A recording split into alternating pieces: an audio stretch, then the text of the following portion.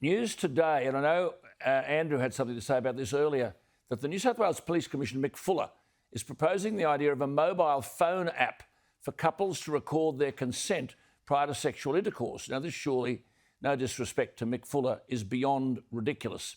Mick Fuller is correct when he says that, quote, the conversation around sex and consent seems to be anchored in the 50s and clearly isn't working, unquote. He's right.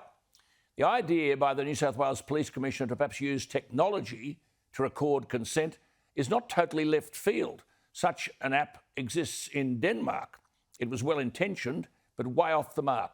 Yes, people now meet through dating websites online, and we all now check in and check out of venues we've frequented by using our mobile phones.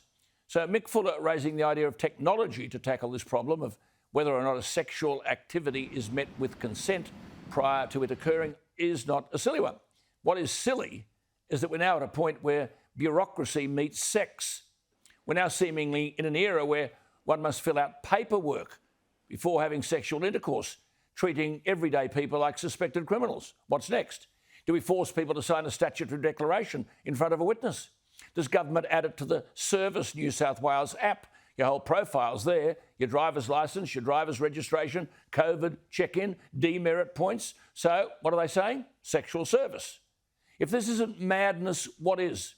What else is this other than asking people to sign away their body? It flies in the face of the notion that consent for anything, including sexual consent, can be withdrawn at any time. But could it now be argued that if someone clicked the consent button, then that's it, consent's given? That could be used by a perpetrator as a get-out-of-jail-free card. What, for example, is to stop a person with bad intent from using an unconscious girl's thumbprint to unlock the phone, to fill out the form on the app, and away they go. It's hypothetical, but bad people go to all sorts of lengths to get what they want. In short, the idea is not workable.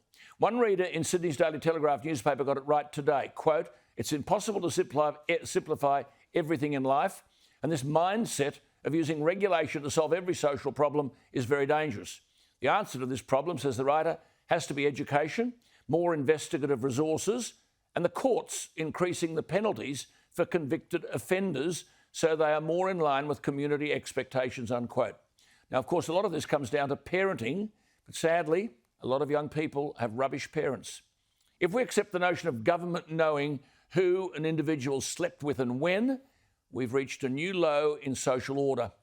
As one person commented again on the Telegraph website, if you're a man or a woman and you need to be told by the government right from wrong, then no app or amount of government policy can help you. And that's the essence of it. In all things, education is the issue. The question is, by whom? It should be by parents. But sadly, many children are not born from good parents.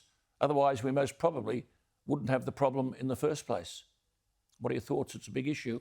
Email me, alan@skynews.com.au, or text me 0414 000 848.